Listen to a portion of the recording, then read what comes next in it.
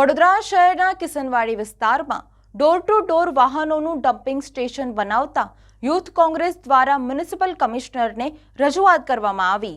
વડોદરા મહાનગરપાલિકા દ્વારા કિસનવાડી વિસ્તારમાં ડોર ટુ ડોર વાહનોનું ડમ્પિંગ સ્ટેશન બનાવતા આજુબાજુના લોકો ગંદકીથી હેરાન પરેશાન થઈ રહ્યા છે, જેના કારણે રજૂઆત કરવા છતાં પણ ડોર ટુ ડોર કચરાની ગાડીઓ આવી રહી છે, જેને લઈને ગંદકી અને દુર્ગંધના કારણે આજુબાજુના સ્થાનિક લોકો ત્રાહિમામ પોકારી ઉઠ્યા છે।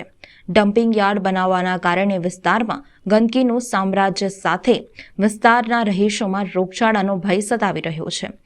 આજે યુથ કોંગ્રેસના કાર્યભારી પ્રમુખ પવન ગુપ્તા, કાર્યકરો અને સ્થાનિક લોકો મોરચો લઈ પાલિકાની વડી કચેરી ખાતે પહોંચ્યા હતા અને મ્યુનિસિપલ કમિશનરને રજૂઆત કરવામાં આવી હતી। વડોદરા શહેરના કિસનવાડી વિસ્તારમાં આવેલું ગધેડા માર્કેટ 4 રસ્તા પર કોર્પોરેશન દ્વારા કચરાનું ડમ્પિંગ યાર્ડ બનાવવામાં આવ્યું છે અને પૂર્વ વિસ્તારનો તમામ કચરો ત્યાં જ ભેગો કરવામાં આવે છે। કોર્પોરેશન દ્વારા થોડા દિવસો પહેલાં એ જ ડમ્પિંગ યાર્ડની બાજુમાં ત્યાંનું શાક માર્કેટ બનાવવામાં આવ્યું છે। હવે આ કેટલું મોટું મૂર્ખતા ભરેલું પગલું કોર્પોરેશન દ્વારા લેવાયું કહેવાય કે જ્યાં કચરાનું ડમ્પિંગ યાર્ડ છે ત્યાં શાક માર્કેટ છે, અને એનાથી મોટું મૂર્ખતાનું પગલું એ છે કે ગીચ વિસ્તારના અંદર ડમ્પિંગ યાર્ડ કચરાનું બનાવવામાં આવ્યું છે અને એ ત્યાંના રહેવાસીઓને ઘણી બધી જુદી જુદી બીમારીઓના અભરગામાં કોર્પોરેશન નાખી રહ્યું છે।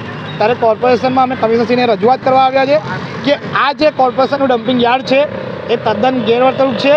આવનાર દિવસોમાં જલ્દથી જલ્દ આ ડમ્પિંગ યાર્ડ ત્યાંથી દૂર કરવામાં આવે અને એ ડમ્પિંગ યાર્ડ દૂર કર્યા પછી કોર્પોરેશનના ત્યાં હસ્તક પ્લોટો આવેલા છે એનામાં પણ કચરાનું દબાણ ત્યાંના રહેવાસીઓ દ્વારા ધંધો કરવા માટે વાપરવામાં આવી રહ્યો છે, તો એ દબાણ પણ દૂર કરી અને કિસનવાડી વિસ્તારને સ્વચ્છ વિસ્તાર અને સુંદર વિસ્તાર તરીકે વિકસાવવામાં આવે એવી માંગ સાથે અમે કમિશનર ઓફિસે આવ્યા હતા।